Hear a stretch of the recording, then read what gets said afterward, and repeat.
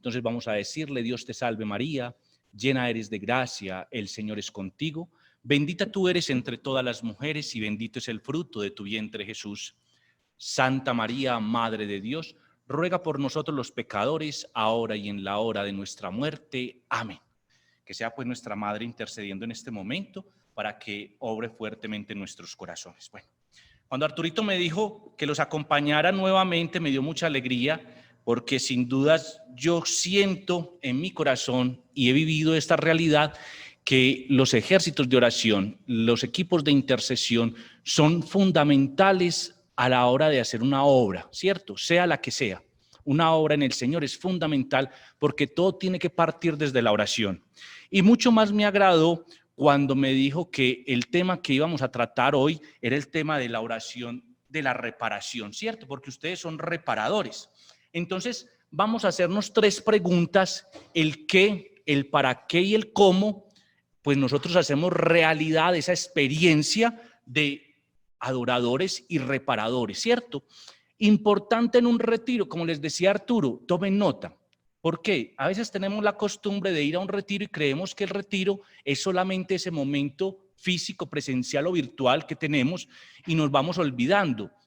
Y pues está mal hecho, porque el Señor nos tiene que hablar a nosotros al corazón, pero tiene que haber un plan de acción, el cual a través de lo que yo vaya escribiendo, yo vaya ejercitando esa realidad que deja Dios en mi corazón, ¿cierto? Entonces no serviría si fuera una cosa de este momentico. No, el Señor empieza a actuar hoy y debe actuar de tal manera que yo quedo con unas tareas, con unas acciones concretas para poder aplicarlas a mi vida, ¿cierto? Entonces, importante eso, tengan libreta, tengan la Sagrada Escritura y vámonos a dejar iluminar por el Señor, ¿cierto? Entonces, primero, la oración de reparación. ¿Qué es reparar? ¿Qué es reparar, cierto?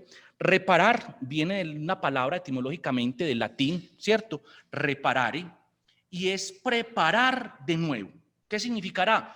Esa palabra nos lleva a descubrir que reparar de nuevo es restaurar. Ustedes que son reparadores, lo que quiere hacer el Señor en sus vidas es que ustedes reparen y restauren. ¿Qué? Sus corazones, pero no se quiere quedar ahí solamente, quiere que ustedes sean reparadores de otros corazones. Qué bonito eso. Entonces, si yo me voy desde la etimología, es el acto, ¿sí? O es el hecho de hacer enmiendas en nombre del Señor. ¿Sí? ¿Qué podría ser? Entonces es el acto o el hecho de hacer enmiendas en mi corazón, y aplica la intención de restaurar las cosas a su condición de normalidad y pureza. ¿Cómo así? A ver, el Señor me está queriendo decir que si yo por algo dañé, se necesita que volver a restaurar. A ver, tú tienes un taburete en tu casa, ¿cierto? Y por el uso que le damos, por el mal uso, por a veces cogerlo brusco, sentarnos fuerte en él, por a veces pararnos para coger cosas altas, entonces, ¿qué le va pasando a ese taburetico, a esa silla? Se le va desangarillando. Desangarillar acá es que se va desajustando, y lo que necesita ese taburete para volver a recuperar su función es tener un proceso de restauración, ¿cierto? ¿Para qué sirve el taburete? Para sentarnos, pero como le hemos dado otros usos, ese taburete se puede deteriorar, se puede dañar. ¿Qué necesita ese taburete para volver a ser a su esencia? Lo que necesita es pasar por un proceso de restauración, ¿sí? De reparación. Entonces el maestro en el taller lo que hace es fijarse cuáles son las piezas que no están bien ajustadas para empezar a ajustarlas y volverles a dar el uso, ¿cierto? Para volver a que ese taburete sea esencial en una casa. Y eso es lo que nosotros tenemos que empezar a mirar. Bueno, si el Señor me está llamando a un ejército de reparador, primero quiere hacer esa obra en mí, ¿cierto? Y tú y yo tenemos que ser conscientes que nosotros no hemos sido terminados del todo, ¿sí? Es un proceso que estamos llevando paso a paso y que siendo conscientes de eso me debo de esforzar.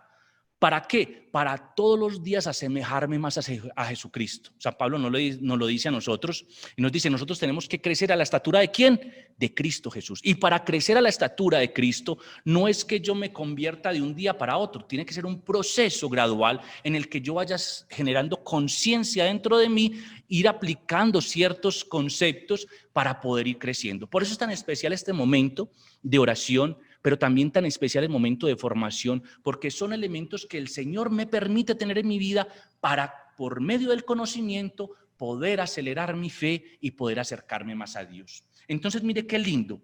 Ahora, se aplica generalmente a recompensar por las pérdidas sufridas o daños causados por una mala acción moral. ¿Qué objetivo tiene sentarnos nosotros a orar por reparación? Muchas veces nosotros nos metemos en cosas y no sabemos para qué.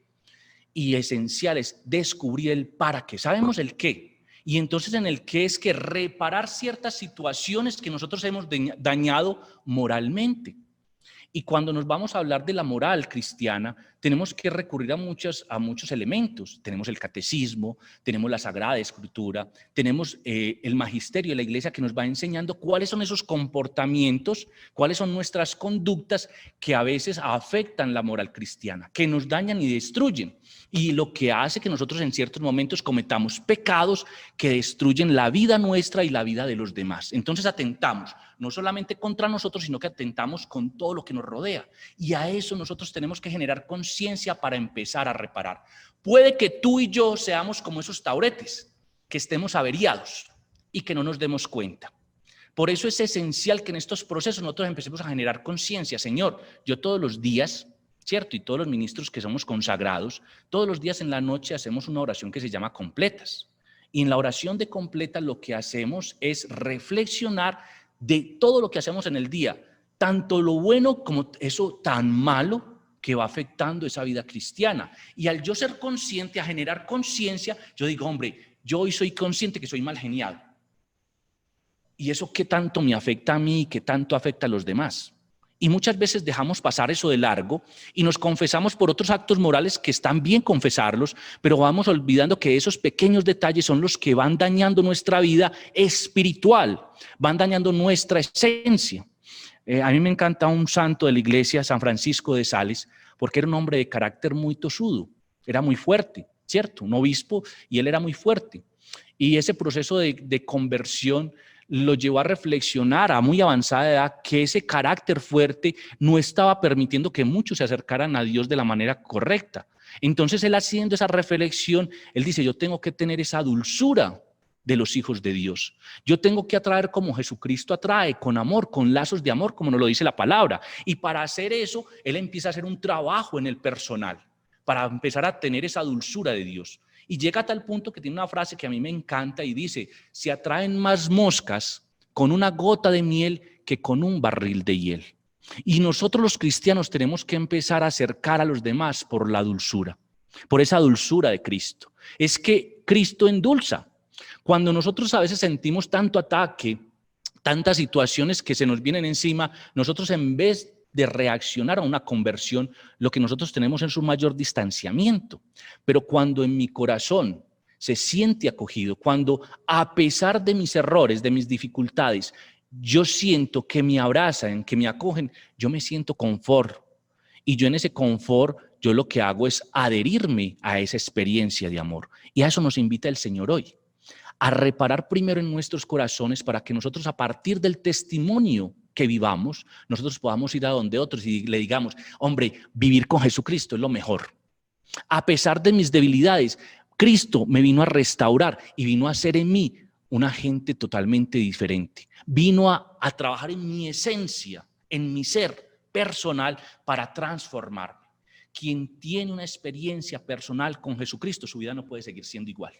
Y en ese ejercicio tenemos que trabajar nosotros día a día, empezar para que Jesús repare tantas situaciones desde la infancia, desde antes de nacer, en nuestra adolescencia, en la adultez, en las relaciones que tenemos. El Señor empezará a reparar para que nosotros, sanando todos los días, podamos ser mejores servidores. Es un proceso que es largo, pero que lo vamos trabajando poco a poco. Ahora, cuando hablamos de reparar a Dios, de reparar y hacia Dios, significa recompensar con mayor amor por el fracaso en el amor a causa del pecado. ¿Cómo así? A ver, la iglesia nos enseña que cómo se recompensa, cómo se hace esa reparación, se hace con un acto de ¿qué? De amor. El acto de amor es el único que puede reparar una vida de pecado, solamente. Y cuando tú y yo oramos por reparación, nosotros estamos pidiéndole al Señor que repare esas faltas que hemos cometido, que nos han distanciado ¿de qué? Del amor de Dios, que es esencial. Cuando nosotros perdemos de vista el amor de Dios, nos deshumanizamos.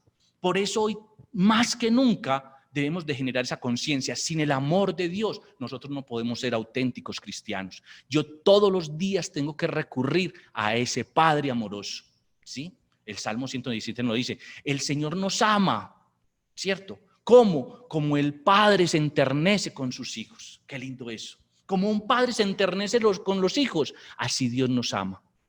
Isaías tiene un versículo hermoso que a mí me estremece y dice, aunque una madre se olvidara de la criatura de sus entrañas, yo nunca te olvidaría, porque te llevo grabado en la palma de mis manos. Qué hermoso eso. Eso que se llama amor de Dios. Y cuando nosotros recurrimos al amor de Dios, estamos recurriendo a la reparación que por causa del pecado que tú y yo que cometemos o que en la sociedad se comete, hombre, ahí encontramos paz, alivio y consuelo. Entonces, ¿significa qué? Restaurar lo que fue injustamente tomado y compensar con generosidad por el egoísmo que causó la injuria. Qué lindo eso. Esto es un momento de ¿qué? De restaurar lo que a veces nosotros injustamente hemos tomado, lo que no nos ha pertenecido. ¿Cuál fue el pecado de Adán y Eva? Que tomaron injustamente algo que no les pertenecía. El gran pecado de Adán y Eva fue que se olvidaron de que Dios era providente y partieron de ¿qué? De la desconfianza. ¿Qué hicieron ellos? Extender la mano y coger de ese fruto prohibido. ¿Qué significado tiene ese extender la mano? Le quisieron decir a Dios, vea, yo no tengo con lo que usted me da. Yo lo que quiero es ganarme la vida por mí mismo. Yo dependo de mí, yo me la gano. Extendió su mano. No quiso seguir viviendo de la mano de Dios. Por eso hoy tenemos que ser conscientes que vivir de la mano de Dios es un proceso de restauración que nos sirve a ti y a mí para sanar tantas heridas que podemos tener todavía aún en el corazón. Hay que pedirle al Señor que nos ayude, porque es todo un proceso. La misma Sagrada Escritura nos lo va mostrando. En el Antiguo Testamento se habla de reparar ¿qué? La casa de Dios, reparar el templo. ¿Qué hacían los antiguos israelitas? Cuando veían que el pueblo se había apartado de Dios, cuando veían que el pueblo había pecado, que sus ojos se habían desviado a otros dioses, lo que hacían eran actos de reparación. Y no lo hacían de manera individual, sino que lo hacían de manera colectiva, comunitaria. Y eso está muy bien, porque juntos vamos formando esa ideología, ¿sí? Juntos vamos formando ese imaginario colectivo donde nos vamos creando una conciencia en los demás que es bueno y que es malo. Y cuando nosotros hacemos eso podemos interferir a los demás. Mire que el Señor en el Evangelio nos lo dice, cuidado con enseñar cosas malas a los pequeños. Porque a veces por la ideología nosotros podemos traer más mal que con nuestras propias acciones. Hoy estamos viviendo una era de ideologías que están afectando la humanidad. Entonces, hablamos de ideologías de género, hablamos de tantas ideologías que lo que están haciendo es socavar la fe y la experiencia. Entonces, para un joven que no ha tenido una experiencia profunda en Dios, escucha esas ideologías y para él eso es normal o es común y lo lleva a su vida. Entonces, abortar es normal. ¿Por qué? Todo el mundo lo hace, lo permite la ley, ¿por qué no lo hago yo? ¿Sí? A veces la eutanasia se está viendo cada vez más normal. ¿Por qué? Si está aplicando la ley, si todo el mundo lo auspicia, ¿yo por qué no? Entonces, en ese imaginario colectivo vamos creando ese pecado comunitario que tú y yo estamos llamados ¿a qué? A reparar, a pedir por esas situaciones, porque a veces no podemos ir a todo el mundo. Esto es un mal a nivel mundial ya. Y tú y yo no podemos ir, pero lo que sí podemos hacer es orar intensamente. ¿Por qué? Por esas situaciones de aborto, por esas situaciones de homicidios, por esas situaciones que a veces ya se desvaloran como la sexualidad en los jóvenes, cómo la viven. Y eso es un pecado que estamos cometiendo todos como pueblo y que tenemos que pedir al Señor que empiece a reparar. El pueblo de Israel hacía eso. Pero ¿qué le pasaba al pueblo de Israel? Que se le olvidaba la persona. Lo hacía comunitario y se volvió en un rito externo, como lo decía el padre ahora. A veces vivimos esta experiencia como un rito externo y de eso no se trata. ¿De qué nos sirve a nosotros hacer retiros o de qué nos serviría a nosotros reunirnos a formarnos con Arturo, de tener este espacio de formación si nosotros esto no lo llevamos al corazón? Sería un rito externo y no causaría efecto en cada uno de nosotros. Mire lo que dice el Salmo 50. Mire qué lindo, dice: pues no te complaces en sacrificios. Si ofrezco un holocausto, no lo querrías. Dios quiere el sacrificio de un espíritu contrito, un corazón contrito y humillado. Oh Dios, tú no lo desprecias. Podemos hacer muchos sacrificios, podemos hacer muchos ayunos, podemos hacer muchas horas a las 3 de la mañana, 4 de la mañana, pero si no toca mi corazón, si mi vida no cambia, eso es en vano. Ese salmo se lo dice al Señor al pueblo de Israel. Ustedes me matan corderos, me matan cabritos, me traen animales de sacrificio y ustedes creen que con eso van a limpiar toda la sangre derramada. Con eso ustedes van a limpiar todo el mal que han hecho, esos malos pensamientos, esas lujurias. Creen que con eso solamente. No, ese sacrificio es que tu corazón desgarrado totalmente. Un corazón que dice: Dios mío, te estoy ofendiendo, estoy afectando ese amor que tú tienes a mí. Y eso es lo que me está trayendo muerte a mi propia vida. Cuando nosotros tenemos esos acompañamientos espirituales, es muy lindo porque la persona, cuando se hace consciente, cuando asume que fue culpable de un acto, que con su acto dañó, ofendió o se dañó a sí mismo, pues al reconocer y asumirlo, hay una redención. Hay una reparación, hay una restauración en su corazón. Lo que no se asume, no se redime, nos lo ha dicho siempre la iglesia, por medio de los papas y de los padres de la iglesia, ¿cierto? El Papa Pablo VI lo repetía mucho y decía: lo que no se asume, no se redime. De lo que no soy consciente, no soy capaz de trabajarlo. Entonces, cuando somos conscientes y decimos: con esto, ese dolor de corazón, con esto he dañado mi vida, he dañado la vida de mi esposo, de mis hijos, de mi esposa, ¿cierto? De mis hermanos. Hombre, hasta que no sea consciente de eso, yo no puedo hacer una acción reparadora.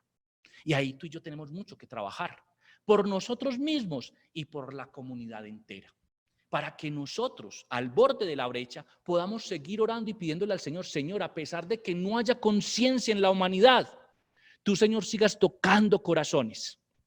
Tú sigas tocando nuestro corazón para que anunciemos sin miedo y con valentía que se está cometiendo actos atroces en la humanidad. Y ahí es donde estamos llamados como equipo, a orar, pero también a denunciar. Hoy la liturgia nos habla del gran profeta Juan Bautista.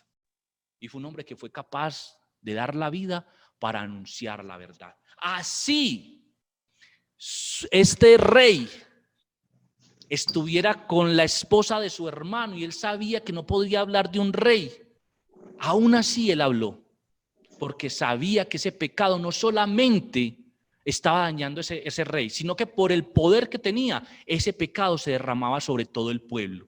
Y entonces él lo que quería es que reparar. Y muchas veces esa reparación cuesta sacrificio, ¿no es así? Para reparar hay un sacrificio muy grande. Y eso es lo que nosotros tenemos que identificar. ¿Qué sentido y el para qué nosotros nos congregamos? Porque Cristo, con su venida, le enseña al pueblo de Israel que restaurar los daños causados por el pecado en la casa de Dios es repararlos en el pueblo vivo. No es comunitariamente solamente. La reparación que Dios hace es a nivel general, pero también particular. Entonces es que la experiencia de Dios es sumamente personal. O sea, Él, para poder sanar comunitariamente, enseña que primero tiene que empezar ¿por dónde? Por el corazón del hombre. Entonces tu oración, mi oración, tu sacrificio, mi sacrificio, lo que hace es sensibilizar a los otros para acogernos y transformar nuestra vida. ¿Cuándo va a haber realmente paz? Cuando cada uno de los seres humanos empiece a tener conciencia de que sus actos están dañando y están causando desagravio. Ahora sí, si entendimos el qué, el para qué. Y el para qué nos lo muestra Pablo, y les voy a hablar en 3 palabritas. Qué bueno que lo tengan anotados porque les voy a dar incluso textos bíblicos para que los sigan orando y los sigan trabajando espiritualmente. Entonces Pablo nos habla de la oración de la reparación en Colosenses 1:24. Colosenses 1:24. Si alguno tiene la Biblia ahí de una y sabe cuál es Colosenses 1:24, lo dicen a la 1, a las 2 y a las 3 o lo encontré yo. No.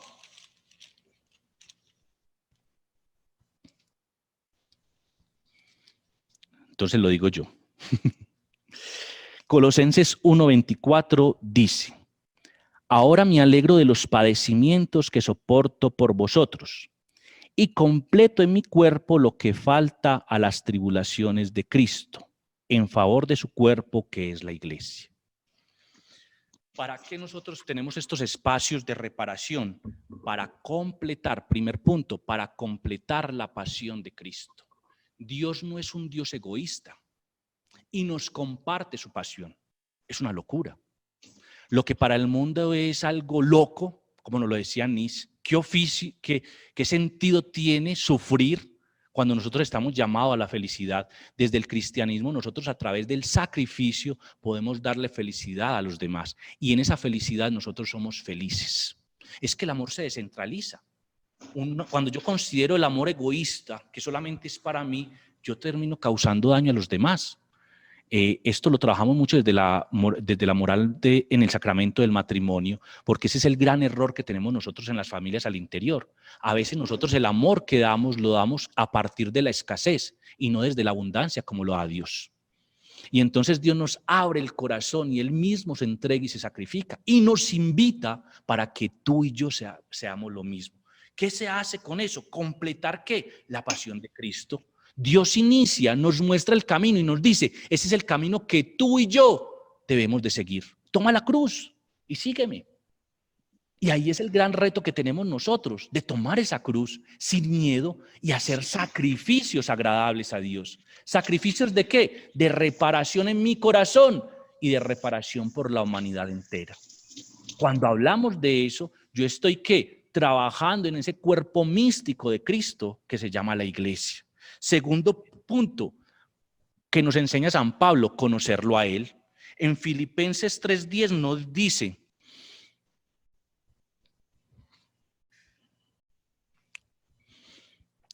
pretendo así conocerle a Él, sentir el poder de su resurrección y participar en sus padecimientos, haciéndome semejante a Él en la muerte.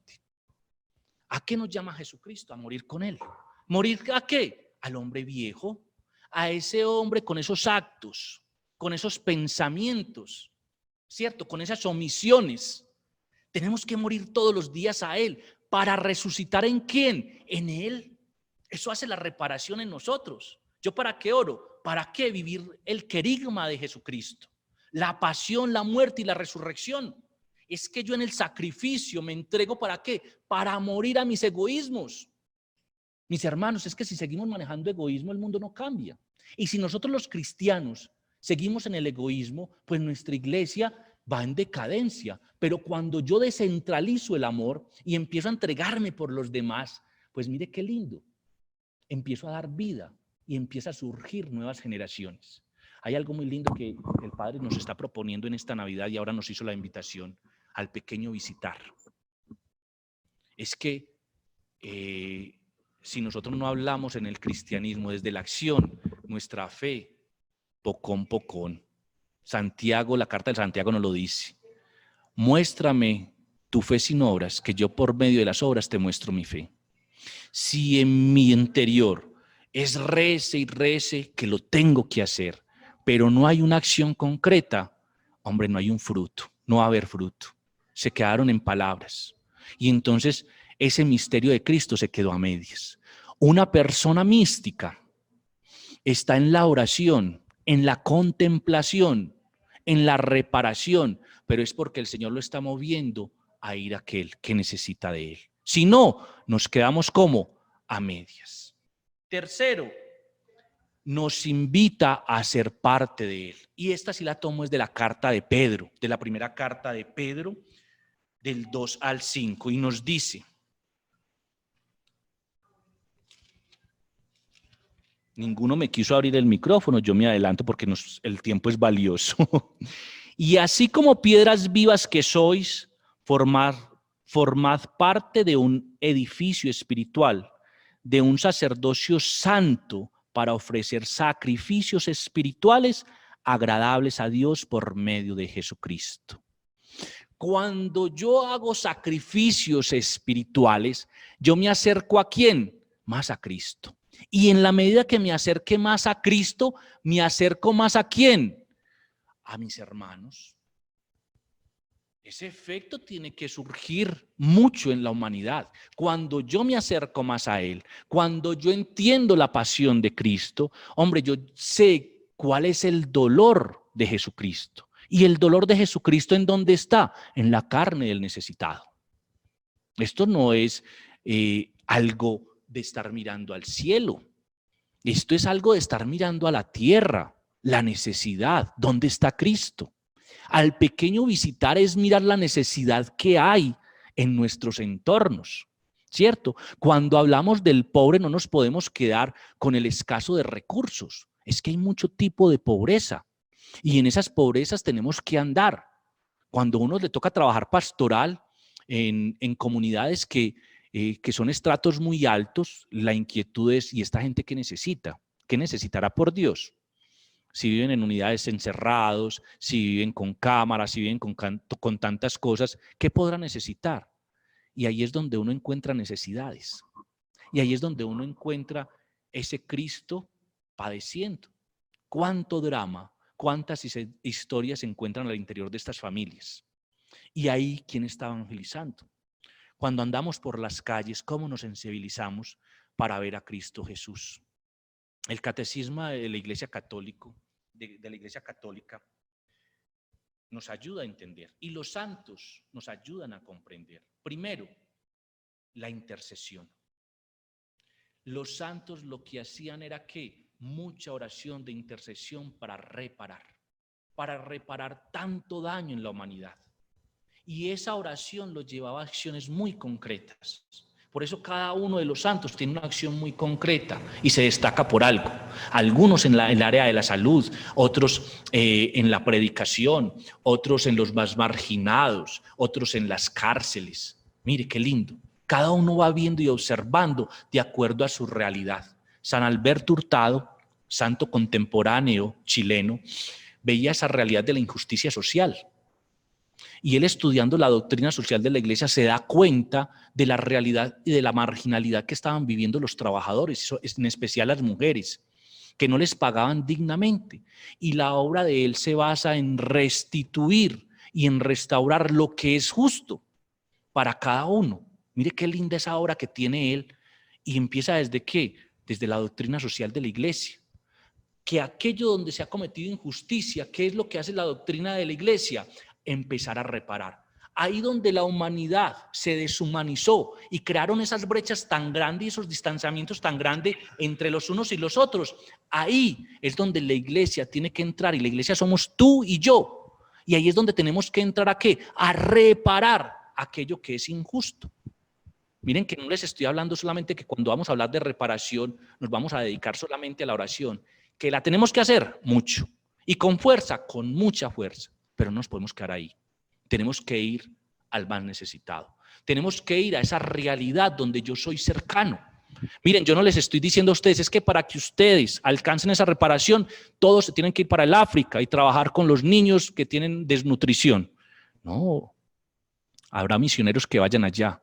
A ti hoy el Señor, donde te tiene, ¿cómo te está llamando a reparar? En tu trabajo, en tu familia, en la universidad, en esos sitios donde tú habitas, ¿cómo te está llamando el Señor a hacer justicia, a devolver y restituir? Y por último, en ese cómo, y nos lo dice el catecismo, y les voy a dar los numerales, eso sí les queda de tarea y trabajo. En el catecismo de la Iglesia Católica, en el numeral 616, nos dice el cómo, y el cómo es: en la cruz Jesús consuma su sacrificio, Esto es un acto completo de amor. Si usted no tiene amor, empiece otra vez el proceso querigmático. Si yo no siento amor, estoy llamado otra vez a volver a vivir ese proceso querigmático. Porque si no hay amor, no hay pasión. Y lo que no se hace con pasión no sabe a nada. Y lo que no me sabe a nada no me va a terminar gustando. Entonces tendría que volver a recapitular y volver a esa esencia que es el amor. Segundo, la experiencia de reparación tiene que traer paz. Y en el numeral 2302 del Catecismo de la Iglesia Católica nos lo expresa claramente. ¿Qué es la paz para nosotros? Y dice, recordando el precepto, no matarás, que dice en Mateo 5, véanlo bien, Mateo 5:21, nuestro Señor pide la paz del corazón y denuncia la inmoralidad de la cólera homicida y del odio. Si usted toma Mateo 5, no solamente dice no matarás, sino que con una palabra tuya tú puedes matar a tu hermano. La cólera hoy está siendo el signo más homicida en la humanidad. En los hogares, la cólera es el signo más grande para la destrucción de las familias. Yo que trabajo desde la pastoral familiar, eso sí que lo sé. La cólera, cómo está destruyendo todos nuestros hogares, y tenemos que trabajar en eso. Y por último, la justicia, que es el respeto a lo ajeno. A lo ajeno tiene que empezar a reparar nuestra vida social. Ese está en el numeral 2487. ¿Por qué les hablo de esa última parte? Porque es que donde ha habido injusticia social es donde sobreabunda el pecado. Porque hay tanto homicidio en las comunas de nuestro país, de nuestras ciudades latinoamericanas y en el mundo, porque ahí ha habido injusticia. ¿Dónde quedó la plata de la educación? ¿Dónde quedó la plata de la inversión social? Como hay injusticia ahí, no hay oportunidad de desarrollo. Y donde no hay oportunidad de desarrollo, no pueden haber ámbitos de paz y de crecimiento. No pueden haber ámbitos de tolerancia. Es que ¿quién va a ser tolerante con hambre? ¿Quién va a ser tolerante viendo que la mamá se le muere y no tiene ni siquiera el acceso a la salud? Ahí estamos cometiendo ese pecado y ahí nosotros estamos llamados. Por eso ir a un hospital, a la cárcel, estos preceptos de la iglesia nos ayuda a ir reparando esas situaciones de pecado para intervenir en la situación social. Bueno, pidámosle al Señor que esta experiencia de reparador no sea algo ajeno a mi vida y que no sea algo externo porque no tengo nada más que hacer. Hombre, yo me incluyo en este ejército porque es que yo ya no trabajo, yo tengo que estar acá para ver cómo ocupo el tiempo. No, esto es de una labor grande e incansable. Ser de un ejército de reparación es trabajar fuertemente, porque Dios nunca llama a un desocupado. Eso nos lo ha enseñado el padre Rodolfo, a mí me lo enseñaba desde que era muy pequeñito y él me lo enseñaba. Un señor, yo le decía, padre, es que estoy muy ocupado. Me dijo, es que el Señor nos llama a desocupados. Y es la realidad. Y cada vez se necesita más, por eso se necesitan más manos, como las tuyas, como las mías, que somos las manos de Cristo. En Él se sigue completando la pasión, en ese necesitado, en ese pecador, donde necesita reparar, restaurar su vida para que llegue al reino de los cielos, como lo necesitamos tú y lo necesito yo. Amén. Pidámosle pues al Señor que obre fuertemente y nos ayude a asemejarnos más a la Virgen María, que ella es ese espejo sin mancha, donde nos muestra cómo debemos ser discípulos auténticos de Cristo Jesús. Dejo este momentico por si tienen preguntas, dudas, inquietudes, y si yo las sé, pues con mucho gusto, y si no, pues nos quedará de tarea. Dios les pague, qué rico compartir con este espacio. Traté de ser lo más puntual para no afectar el cronograma. Disculpen que hable tan rápido, pero es que a mí me apasiona mucho esto, entonces soy veloz de palabras. Muchas bendiciones y un abrazo para todos ustedes. Si tienen inquietudes, dudas, me las dicen o me van ayudando desde el chat, porque yo si no alcanzo a ver el chat y me las pueden leer y yo les puedo intervenir. Arturo, Dios te pague por esta invitación tan maravillosa. Mi querido diácono Alex, hermano, muchísimas gracias por tus palabras, muchísimas gracias por este mensaje tan especial, tan profundo, tan claro, pero también tan desafiante para nosotros. Realmente esa vocación de la reparación y de esos puntos que desarrollaste en la enseñanza han sido estupendos y yo creo que para todos nos ha quedado grandes puntos a poner en práctica en nuestra fe. Muy interesante esa definición del qué, del para qué. Eso me parece extraordinario para que precisamente nosotros entendamos a partir de la palabra de Dios, a partir de la doctrina de nuestra Santa Madre Iglesia, cómo cada uno de nosotros en medio de nuestra vida laical, de nuestra condición secular, poder ser también reparadores en esta obra maravillosa del pueblo de Dios y sobre todo reparadores del corazón de Cristo. Muchísimas gracias, mi hermano, que el Señor te bendiga siempre. Le pido a todos que le demos gracias a Dios por la vida del diácono Alex, que lo siga ungiendo, que siga siendo un soldado fiel del ejército de Dios en la iglesia y también que más adelante nos siga instruyendo y nos siga edificando con sus enseñanzas.